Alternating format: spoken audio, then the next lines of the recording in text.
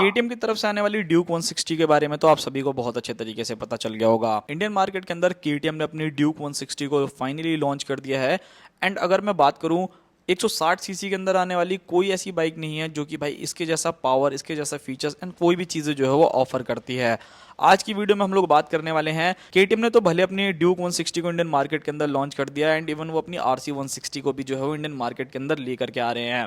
But भाई बजाज इस चीज़ में कैसे पीछे रह सकता है जब केटीएम अपनी आरसी 160 को इंडियन मार्केट के अंदर लॉन्च कर देगा। तब उसी के साथ साथ एक और बाइक आप लोगों को इंडियन मार्केट के अंदर देखने को मिलेगी जो कि रहेगी बजाज की तरफ से आने वाली पल्सर RS 160। जी हाँ दोस्तों, इंडियन मार्केट के अंदर अगर आप लोग नेकेड सीरीज में देखते हो तो 160 सीसी में ना जाने कितनी सारी बाइक्स आपको देखने को मिलती हैं।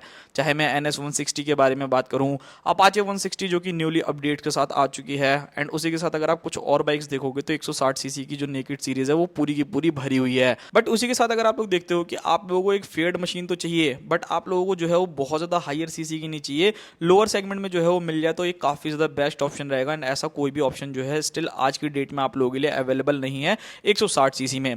भले यामाहा की तरफ से आने वाली R15 आती तो ज़रूर है, बट उसकी जो प्राइजेस है ना वो इतनी ज़्यादा एक्सपेंसिवर साइड है कि वो ऑलमोस्ट 200 सीसी के आसपास जो है वो टच कर जाती है, जो कि सबके लिए अफोर्ड कर पाना इतना ज़्यादा पॉसिबल नहीं हो पाता। बट इस चीज़ में बजाज जो है वो एक गेम चेंजर करने वाला है, यानी वो अपनी बजाज की पल्सर RS 160 को इंडियन मार्केट के अंदर लेकर के आने वाला है। सबसे पहले बात करते हैं इस बाइक के लुक्स, डिज़ाइन एंड फीचर्स के बारे में कि क्या क्या चीज़ें आपको ये बाइक ऑफर करने वाली है। सो देखो, यहाँ पर अगर आप बहुत ज़्यादा एक्सपेक्ट करके बैठे हो तो मैं आपको पहले ही चीज़ें क्लियर कर देता हूँ कि यहाँ पर आपको कुछ खास बहुत ज़्यादा चेंजेस नहीं देखने को मिलेगा। यानी जो आपकी RS 200 आती है एकदम सेम टू सेम उसी टाइप के लुक्स, डिज़ाइन जो है वो आप लोगों को इस बाइक के अंदर देखने को मिलेगी। यानी कि यहाँ पर आपको बहुत ही ज़्यादा मस्कुलर बॉडी देखने को मिलेगी जो देखने में काफ़ी ज़्यादा बढ़िया लगती है। एंड यहाँ पर अगर आप RS 200 को देखोगे तो जिसके अंदर आपको प्रोजेक्टर लाइट देखने को मिलती है ना, दो कुछ उसी टाइप की जो है प्रोजेक्टर लाइट्स देखने को मिलेगी। एंड ये वाला जो पूरा का पूरा वेरिएंट रहेगा ना वो आपको न्यू डिज़ाइन के ऊपर, न्यू स्टाइल के ऊपर जो है वो बेस्ड देखने को मिलेगा।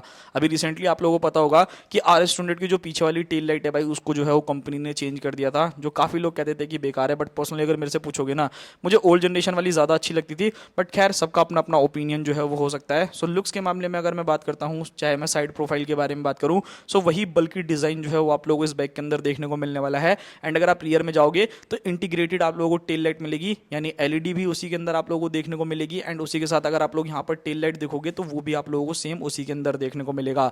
सो लुक्स वाइज अगर मैं बात करूँ तो यहाँ पर आपको ऐसा कुछ खास चेंजेस जो है वो नहीं देखने को मिलने वाले। नाउ बात करते हैं इस बाइक के अंदर आने वाले इंजन के बारे में। सो यहाँ पर भाई देखो, ऑब्वियसली KTM वाला इंजन तो आप लोगों को यहाँ पर मिलने से रहा, बिकॉज KTM खुद ही कॉस्ट कटिंग करके भाई जो है वो चीज़ों को काफ़ी हद तक मैनेज कर रहा है। सो यहाँ पर जो आपको इंजन मिलेगा सेम वही NS 160 वाला इंजन, यानी कि 160 सीसी का single cylinder oil cool engine जो है वो आपको इस बाइक के अंदर देखने को मिलने वाला है, जो लगभग 17.3 bhp का maximum power and 14.6 newton metre का टॉर्क जनरेट करेगा with a 5 speed gear box. अब देखो यहाँ पर आप लोगों की हो सकती है कि ओपिनियन हो बहुत सारे लोगों की, यार ऐसा क्यों कर रही है या ऐसी चीज़ें क्यों दे रही है।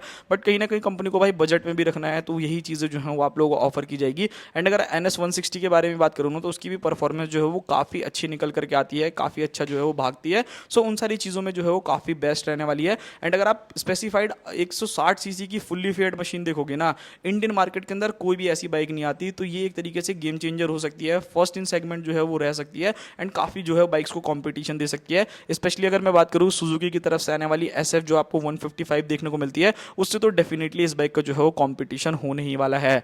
बात करते हैं इस बाइक के अंदर आने वाले फीचर्स के बारे में कि क्या क्या फीचर्स जो है ये बाइक आप लोगों को ऑफर करने वाली है। सबसे पहले आपको यही सेम डिजाइनिंग के साथ ऑल LED सेटअप देखने को मिलेगा। फ्रंट के अंदर आपको प्रोजेक्टर लाइट्स मिलेगी, LED इंडिकेटर्स मिलेगा। एंड अगर आप रियर में जाओगे तो वहां पर आपको जो टेल लाइट है ना वो इंटीग्रेटेड ही देखने को मिलने वाली है। प्रॉपर डिजिटल मीटर जो कि आपको NS 160 के अंदर देखने को मिलता है। बाइक के अंदर आपको dual channel ABS, gear indicator, comfortable seat, upright handle bar, तो ये कहीं ना कहीं प्लस पॉइंट रहने वाला है इस बाइक के लिए, जो कि काफ़ी बेटर रहेगा। यानी कि अगर आप एक ऐसी बाइक चाहते हो जो 160 सीसी की हो, काफ़ी अच्छी एवरेज भी आपको दे दे, सर्विस कॉस्ट में भी कम हो, कम प्राइसिंग में आप लोगों को मिल जाए, एंड अगर आप लोगों को ऐसा चाहिए कि भाई थोड़ा सा रोला जमाने के लिए चाहिए ना, सो डेफिनेटली आप इस बाइक की तरफ जा सकते हैं। वहाँ पर आपको कोई भी प्रॉब्लम जो है वो नहीं आने वाली। बात करते हैं इस बाइक के tyre, suspension and braking system के बारे में। सो यहाँ पर भाई देखो थोड़ी बहुत चीज़ों में जो है आपको आपको कॉम्प्रोमाइज़ करना पड़ेगा।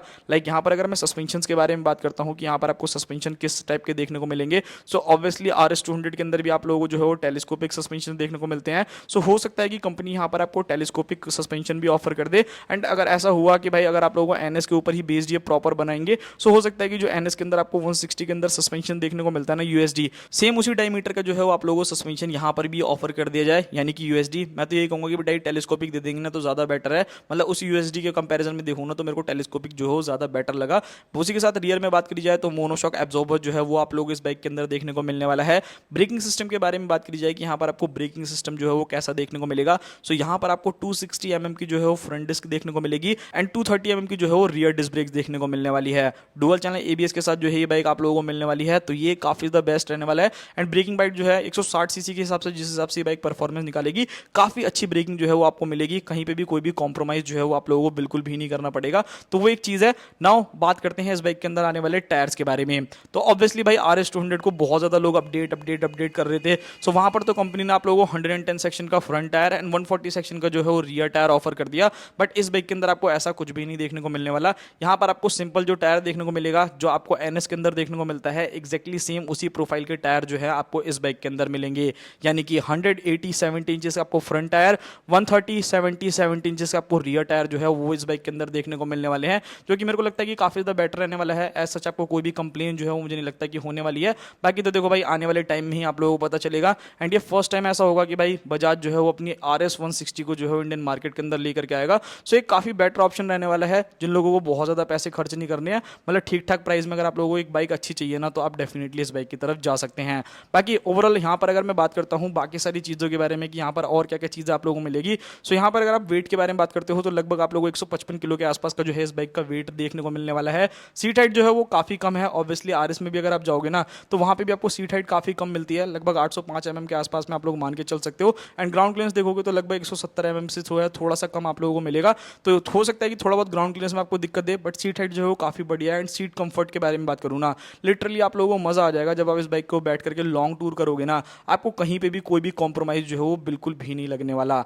बात करते हैं इस बाइक की प्राइसिंग के बारे में कि इस बाइक की प्राइसिंग क्या रहने वाली है एंड लॉन्च डेट के बारे में कि भाई ये बाइक जो है वो कब तक इंडियन मार्केट के अंदर आएगी। सो यहाँ पर अगर आप लोग NS160 को देखते हो तो इसकी जो प्राइसिंग है लगभग 1,30,000 रुपए एक्स शोरूम जो है वो कॉस्ट करती है। एंड ये प्राइसिंग तो अभी आप लोगों को और भी घटती हुई देखने को मिलेगी जब GST 18% हो जाएगा। सो ऑब्वियसली भाई ये 160 सीसी के ऊपर लगेगा तो RS160 पे भी जो है वो प्राइसिंग कम हो जाएगी, तो आप लोग मान करके चल सकते हो कि 1,40,000 से 1,45,000 रुपए के बीच में जो है वो बाइक आप लोगों को कॉस्ट करेगी। सो एक काफी ज्यादा अच्छा ऑप्शन आप लोगों के लिए रहने वाला है, मतलब कम बजट में अगर आप लोगों को एक अच्छी स्पोर्ट्स बाइक चाहिए, लाइक काफी टाइम पहले आप लोगों को पता ही होगा कि KTM ने RC125 को लॉन्च किया था, तो उस बाइक को ना लोग लुक्स की वजह से ही ले रहे थे, परफॉर्मेंस तो उसके अंदर कुछ खास थी नहीं, बट यहाँ पर क्या है कि लुक्स तो आपको काफी बेटर मिलेंगे ही मिलेंगे, बट उसी के साथ परफॉर्मेंस भी जो है वो काफी ज्यादा बेटर मिल जाएगी, तो वो एक चीज रहने वाली है। बाकी इस बाइक के कॉम्पिटिशन में देखोगे तो भाई आप लोगों को यामाहा की तरफ से आने वाली R15S हो गई, जिक्सर SF आप लोगों की हो गई जो 150 आती है, एंड उसी के साथ RC160 जो कि कॉम्पिटिशन में उतरी जाएगी, सो वो एक चीज रहने वाली है। बाकी अगर मैं लॉन्च डेट के बारे में बात करूँ तो भाई KTM की RC160 के लॉन्च के बाद ही जो है ये बाइक आपको इंडियन मार्केट के अंदर देखने को मिलेगी। सो आप लोग मान के चल सकते हो कि 2025 के एंड तक आप लोगों को ये बाइक इंडियन मार्केट के अंदर देखने को मिल जाए। सो ये था पूरा का पूरा वीडियो। आई होप आप लोगों को वीडियो पसंद आया होगा। मिलते हैं किसी और नेक्स्ट वीडियो में, तब तक के लिए बाय बाय। एंड अगर आपको भी किसी बाइक से रिलेटेड इन्फॉर्मेशन चाहिए तो आप मुझे कमेंट कर सकते हो, मैं पूरी कोशिश करूंगा कि मैं आप लोगों के लिए वीडियोस बना दूं।